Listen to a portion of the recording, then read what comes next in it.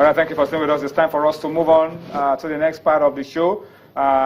Before I go on to unveil Yemi Adebayo, let's just quickly take you outside of the country, take you across the seas, and land you in Washington near our very good friend Sonny Young, who is joining us as always in a very fabulous manner. Sonny, we are so happy to have you on Sports Tonight. Good to have you again. Join us this week. Sonny, about 29 days to the Olympic Games. Are you in the mood already? I think there's a lot of excitement, Toyin, about the Rio Olympics. August 5th will be the opening ceremony at the Maracanã Stadium in Rio. And yeah, I am getting excited. I think it's going to be a great spectacle of world sport.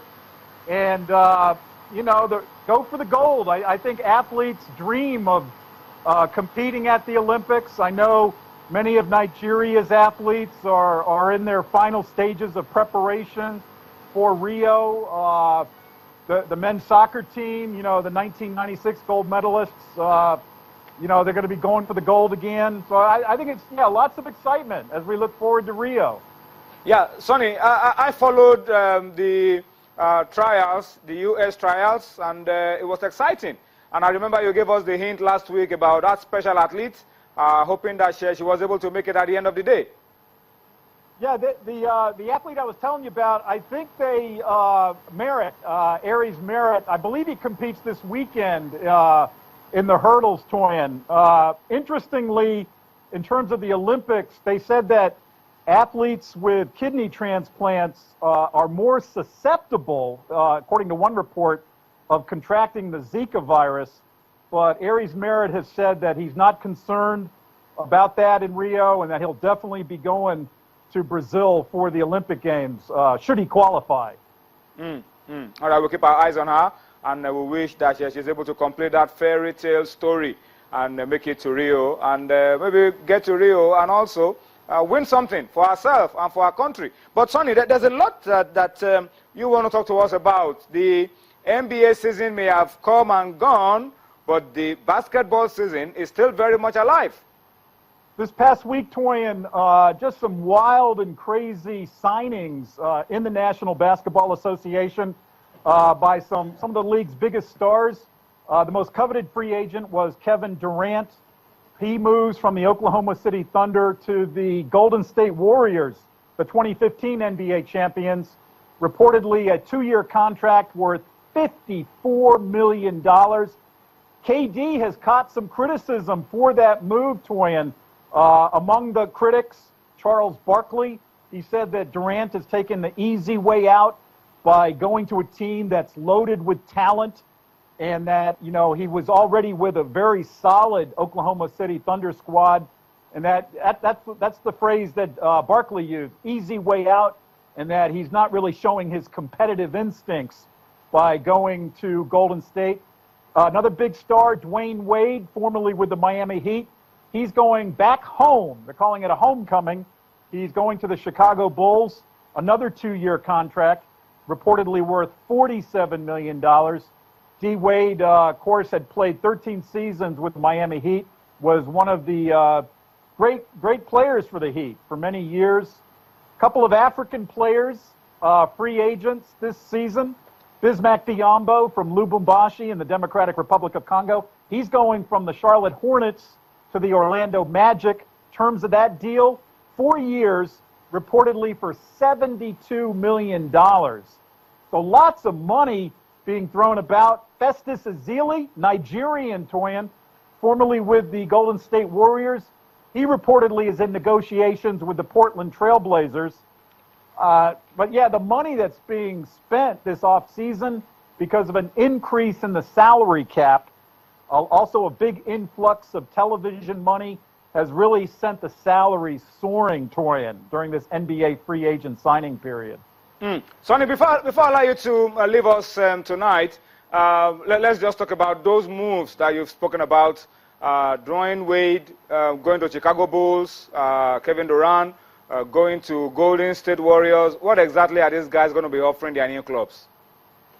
Well, I think Durant, he's already a great shooter from the outside for a big man.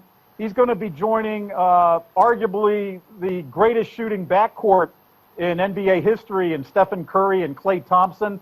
So they now have 3 scoring threats from the outside.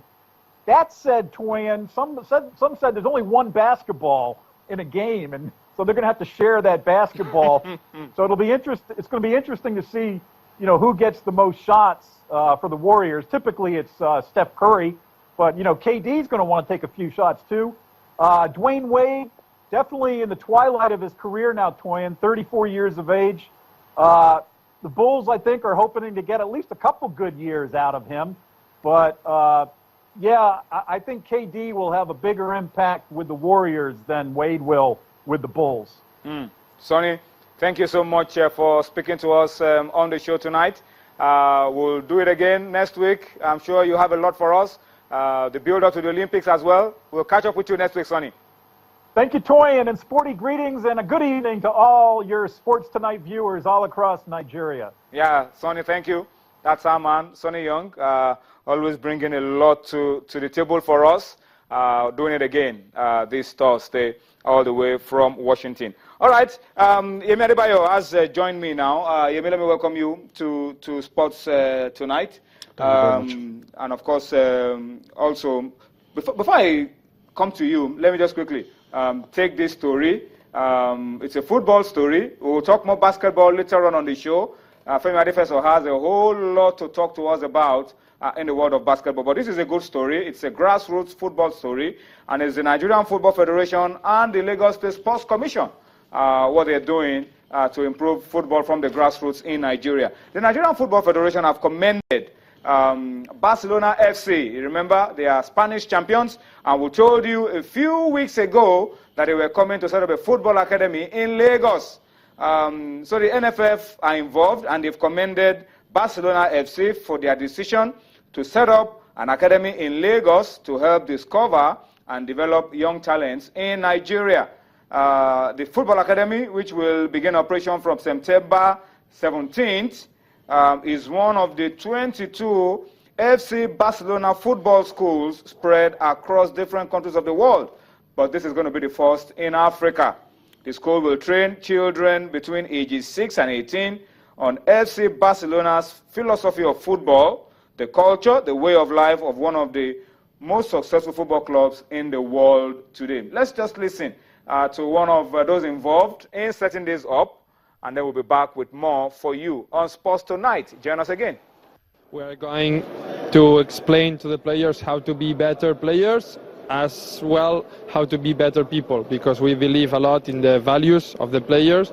We think that it's very important not only be a good player, also be a very good person. For that reason, we are going to explain how we work in Barcelona with the same drills, with the same methodology, and we hope that during that first years the players understand how we work, understand our philosophy, and then they can progress and they can improve a lot. We're going to have people who would sponsor kids into this school, We're going to have parents who send their children. There's hope. And then it's going to create competition, because we're sure that as this is done, other clubs will come and see the talent here. The third thing is that a lot of our local sides will come and see the kids play and start to target talented kids for our league. So ultimately, it will benefit Nigeria football. We have a plan at the NFF, which is the youth development policy, and this fits into it. It fits into our football policy and into now what we've devised as the NFF youth development policy. So you see that there'll be collaborations every now and then. We'll send some coaches to the Barcelona Academy to go and learn a few things. The kids here would compete for spaces in the under-17 squad. There's going to be a synergy that will grow. All right, that's it. Good one. Lagos State Sports Commission, Lagos State Football Association, and of course the Nigerian Football Federation getting involved. It can only be a win-win situation for Nigerian football. Yemi Adebayo, let me start off the show with you tonight on that note. Grassroots football. Yeah. We've seen a lot of initiatives, Channels National Kids Cup, one of them. Now the Lagos State government is doing something with Barcelona FC. It can only get better for grassroots football in Nigeria. Yeah, if you the do future looks very good. Yeah, if you do a few things right, you get the attention. A lot of people look in your direction and they want to partner with you. It's commendable. Like you said, a win-win situation. I'm looking at all of this. I mean, everything is positive. Everything about this. I mean, you're looking at the kids that will benefit, how clubs in Nigeria can benefit, how the nation itself can benefit. And, you know, ultimately, I'm even looking, I mean, we know what Ajax has been able to do in South Africa. They even have, apart from having an academy there, they even have a club there. And if we begin to do things right, like in the past few years, some of the things we've been doing with football on the domestic scene, it's like a magnet. It's going to attract all of this. That will not be enough for me to begin to look at all the advantages, all the plus that is. But it's really commendable that we're able to attract things like this. The NFF, for their thinking and their vision, it's commendable. I hope they go in that direction, and because it definitely is going to help. All right, so that's the story.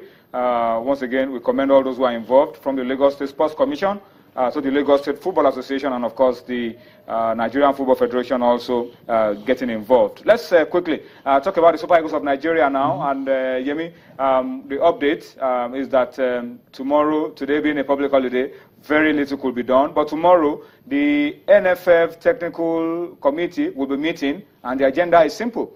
A number of coaches have applied to be coach of the Super Eagles of Nigeria, and tomorrow they will meet, shortlist to 3, and recommend to the NFF Executive Committee.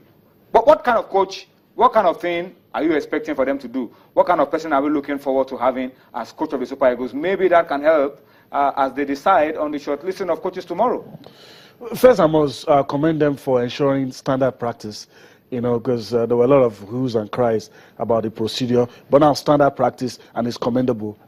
Best observable practice anywhere. This is how you do things. And I think that's commendable on one side. I can speak like a fan. I can speak like an administrator. You know, but as an average fan, we want a coach that is experienced, that knows African football. Gone are the days when somebody was going to give us... Maybe a coach that can also suffer a little bit of discomfort?